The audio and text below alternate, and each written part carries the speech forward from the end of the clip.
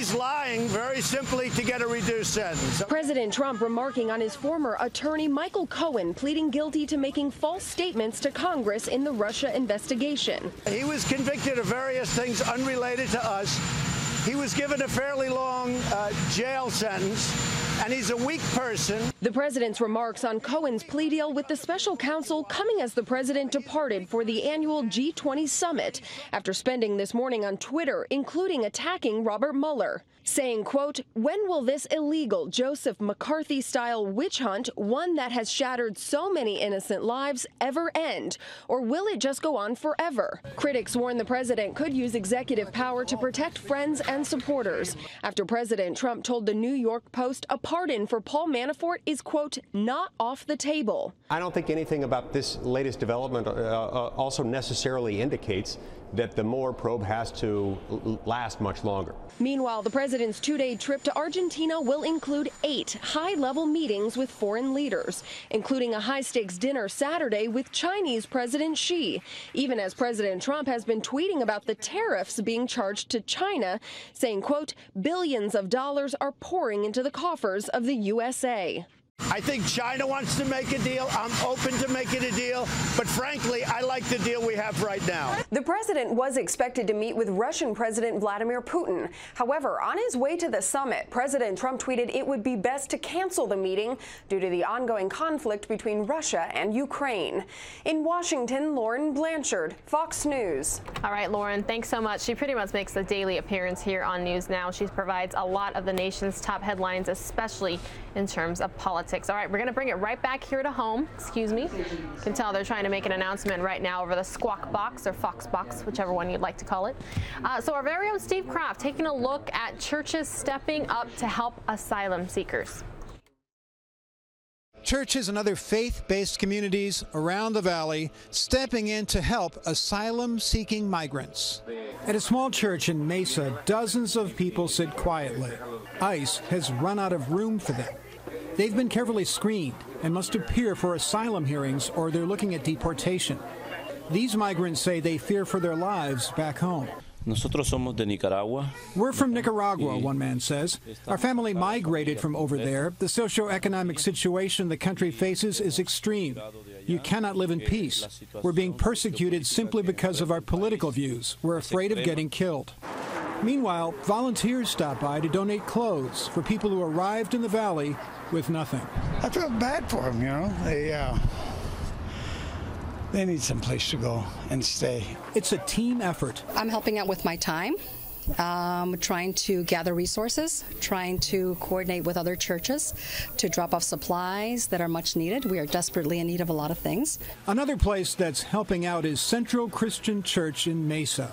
Over 100 migrants will arrive here.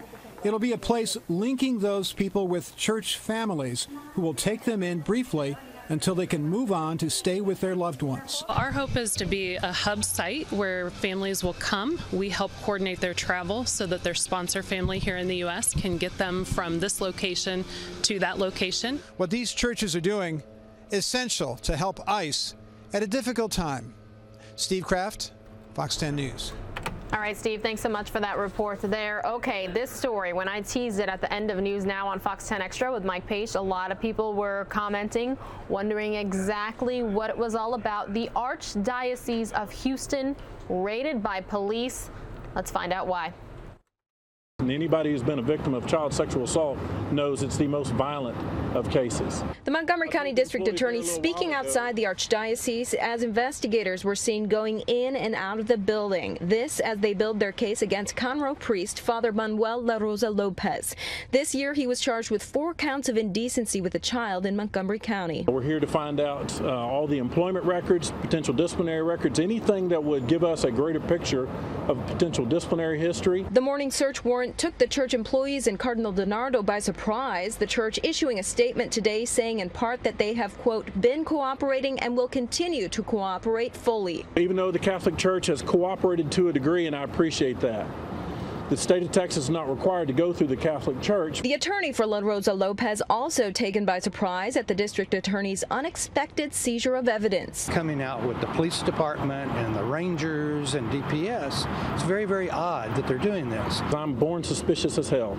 And so I assume that people are going to lie to me. I assume that people are not going to tell the truth. I assume that people are going to hide evidence, which is why you have to have a state of Texas that's its own sovereignty. La Rosa Lopez is accused of molesting a boy and a girl while working as a priest at the Sacred Heart Church in Conroe between 1998 and 2000. This fall, the Montgomery County District Attorney's Office confirmed they are reviewing allegations from a third alleged victim who says he was molested by La Rosa Lopez while serving as an altar boy while the priest was still in seminary in Houston in the mid-90s. The priest's attorney says his client denies all wrongdoing. He's not denying that he had contact with these people. He hugged them or kissed them on occasion, but he is denying that there was any sexual abuse.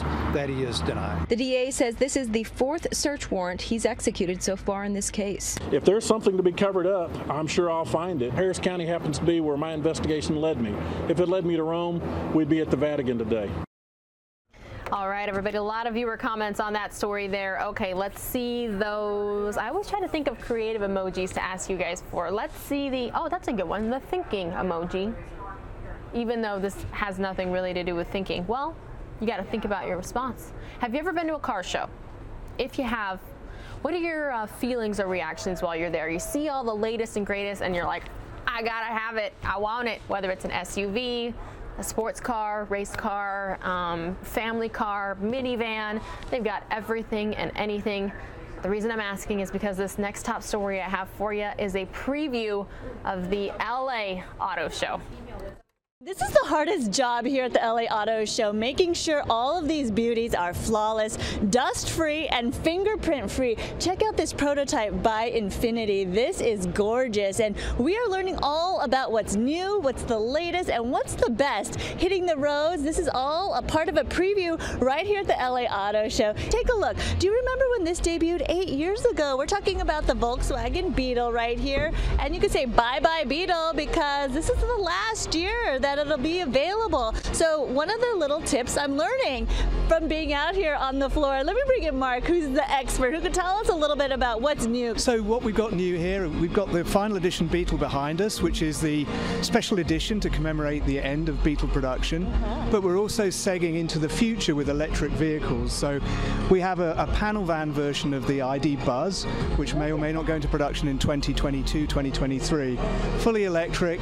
It's a great vehicle for deliveries in city centers. And take a look at this cherry red Maserati. This is what I'm talking about. If you feel the need for speed, you want to get into this beauty, and it is definitely one to see here at the LA Auto Show. This is the Maserati Gran Turismo convertible, and absolutely it's an eye catcher. You're absolutely right. This starts at $150,000 and it gets 424 horsepower. What's interesting about this vehicle is it's one of the last naturally aspirated V8 engines, and what naturally aspirated means is there's not a turbo engine. So this is a pure V8 built by Ferrari, actually. So we're so proud to have a partnership, an exclusive partnership with Ferrari that builds all of our engines in Italy for us.